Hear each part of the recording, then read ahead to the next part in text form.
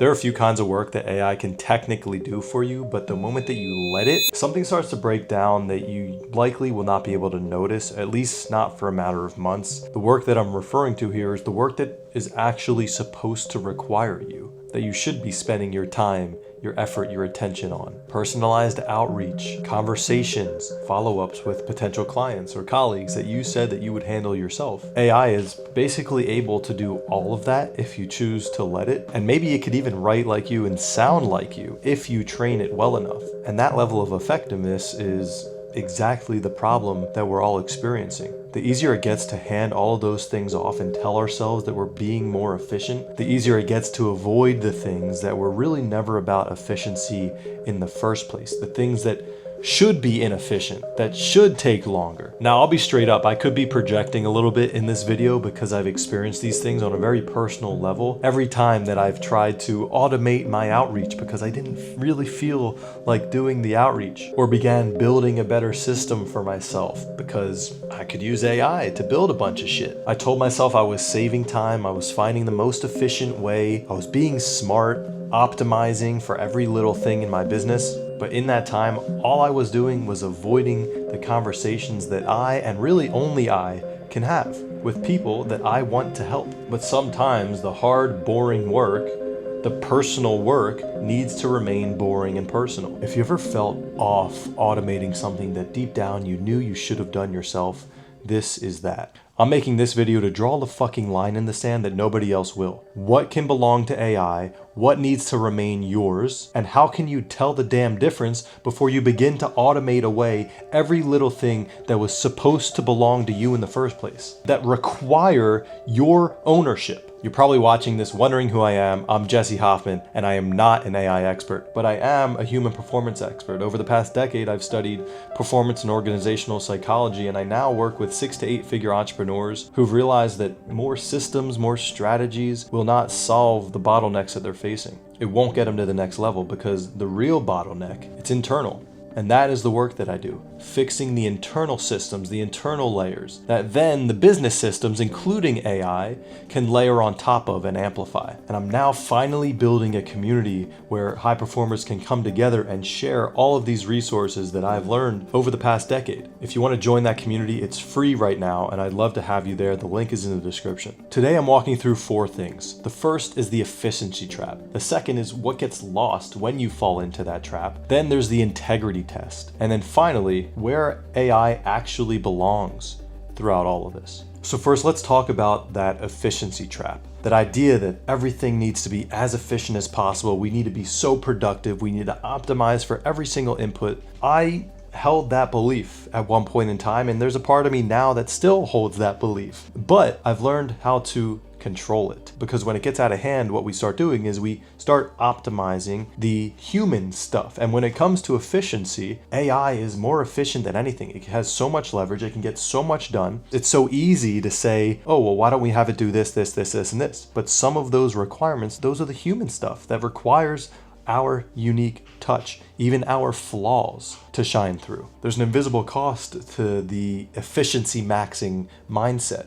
And especially with confirmation bias, it's very easy for us to tell ourselves that we're saving all of this time, especially when we want to avoid the conversations and the uncomfortable stuff that really expose who we are and require our human touch. I already warned you I might be projecting in this one, so let me project a little bit further.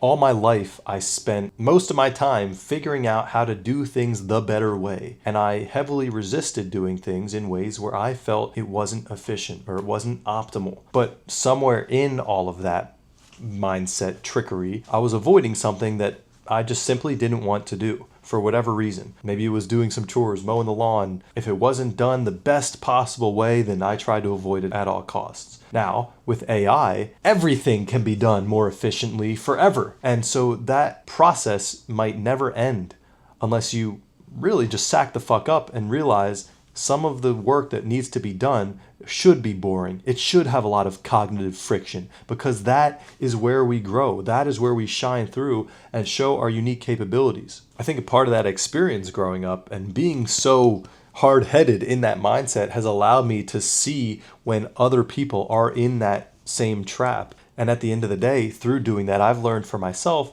There are times where I just need to sack the fuck up and do the hard work and expose myself. And this is an example of that. I could very easily go and be building my back end of all these materials and things that I want to share, which, by the way, are available in my community now. I could be doing that all day, every day, but then I wouldn't be putting myself out there, talking to you right now. This deserves my time, my attention, my inefficiency, and my flaws. So as I get into the next 3 parts of the video, I guess this is a better time than any, now that I've been a bit vulnerable with you guys, to say, like the video, hit the subscribe button. If any of this is resonating so far, I really want to get this in the algorithm in front of more people. But moving into the second part, which is what gets lost in this efficiency trap. I kind of alluded to it already. You lose parts of yourself. You lose the ability to connect with one another on an interpersonal level, because we are all energetic creatures. We know, you know, whether something I just said right now was AI or if it actually came from me.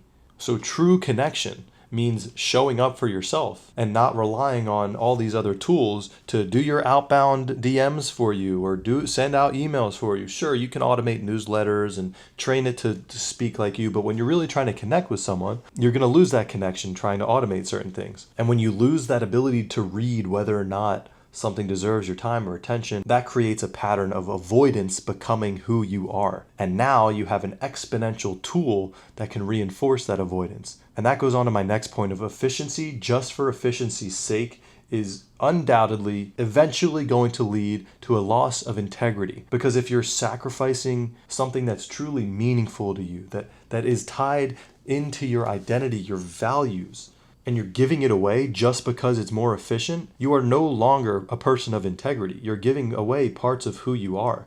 You're operating outside of your identity. I, as a person who cares about helping others and serving others, I am giving away parts of myself by asking fucking Claude to write scripts or give me ideas, with that being a part of who I am. So I'd much rather be inefficient and sit down and handwrite my ideas or journal out my ideas and dump than to say, hey, Claude, give me some ideas and tell me what to talk about with each of these ideas. That is such utter bullshit. So the true integrity test is asking yourself not, can AI do this? But rather, is this something that I said that I would do? Or is this something that has meaning to me to do? And the way that I would look at integrity, especially now with regard to AI, integrity is how you treat your promises that you made to yourself before any shortcuts existed. Keeping that question in mind and understanding, okay, where does AI really belong in my life and in my workflow and in my business? And where do I need to have strict boundaries for it? It's important that you get really clear on knowing who you are, your personality profile, your identity, your values, knowing the things that I just mentioned and really being clear on that. That's the layer of your iOS, your internal operating system in my Clarity Stack that I talk about. Being aware of your iOS, your internal operating system, that's your values, your roles, your identity, keeping those in mind and then asking yourself, what work truly needs and deserves my presence? If it doesn't require you, if it's a administrative task or if it's just a menial, like busy work type of task, then absolutely automate it. Build out an agent, build out a protocol to never have to touch it again. But if it's something that does or should, deep down, you'll know, gut feeling, if it should require you, showing up yourself, doing it the long way, the hard way, that is the work. That is your purpose. And anything short of that is a disservice to yourself, and it's a disservice to anyone else who could benefit from your unique expertise, your unique abilities and gifts and competence that you have to offer. And those are the things that AI will never be able to replicate. Again, especially on an energetic level of being able to connect with others. With the invention of AI and anything else in human history, the goal was never in itself to do less. Replacing our inputs in one area just alleviates our energy to pour into another. So if you can offload the administrative stuff and show up stronger, show up more consistently, show up more impactfully, personally in the areas that are inefficient, then that is the goal. I hope any of this perspective and projection was valuable to you. And if it was, like the video, make sure to hit the subscribe button, help the algorithm. And again, the Clarity Code community is open. It is free from now until at least the end of this year. So the link is in the description. I hope to see you in there, and I'll talk to you soon. Peace.